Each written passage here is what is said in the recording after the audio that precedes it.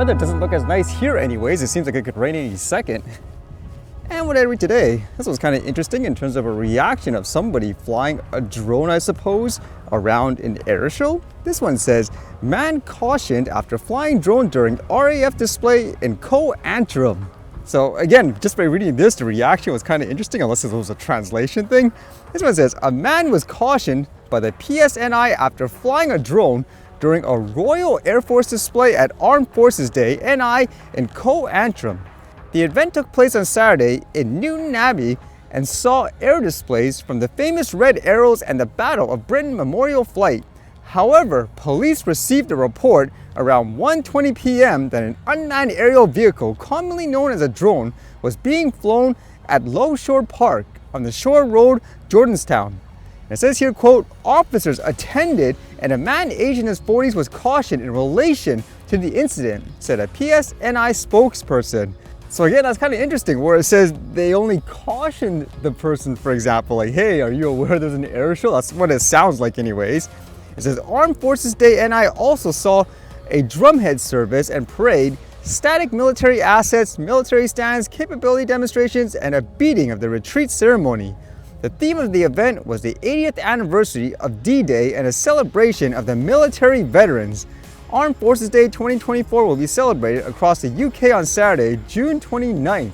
So again, perhaps the person got into more, I guess, issues afterwards, but if that is the case where the person was simply approached and informed, hey, there's an air show here, for example, be careful, that's more appropriate than treating everything so over the top as if they're all deadly weapons, as if that person is a terrorist. I mean, that's crazy in my opinion.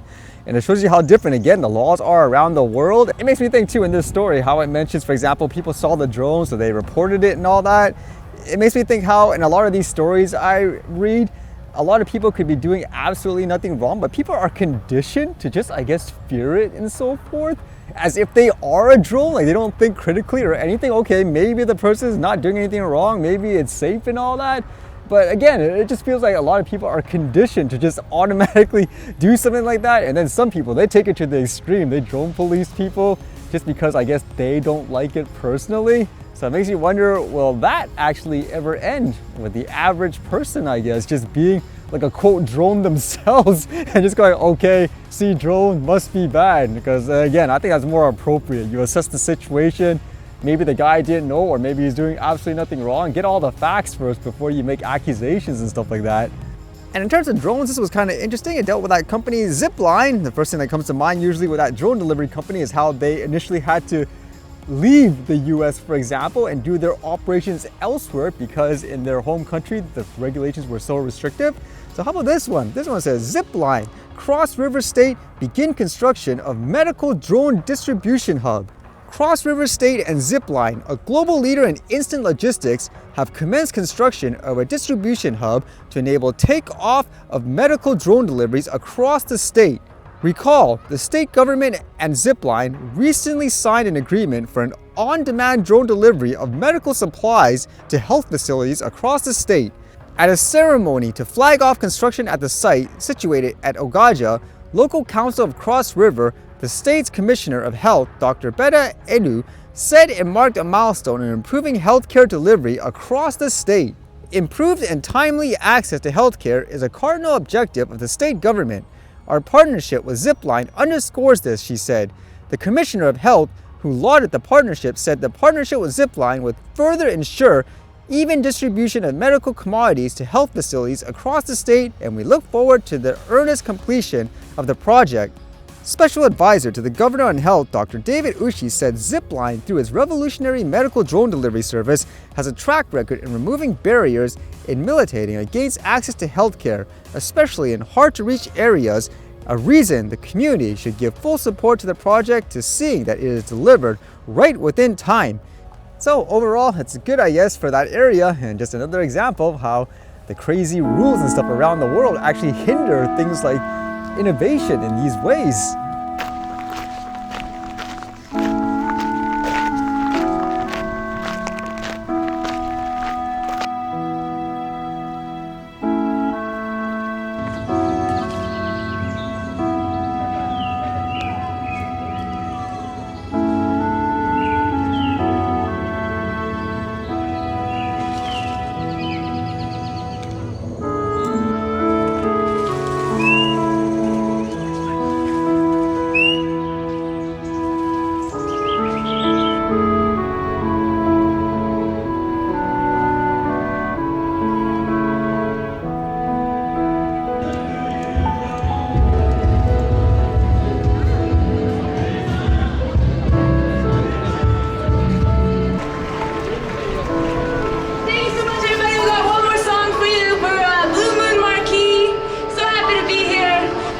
much. Darcy Phillips on the keys. Now we're gonna do a song by Lonnie Johnson. This song is called Another Night in the Crib.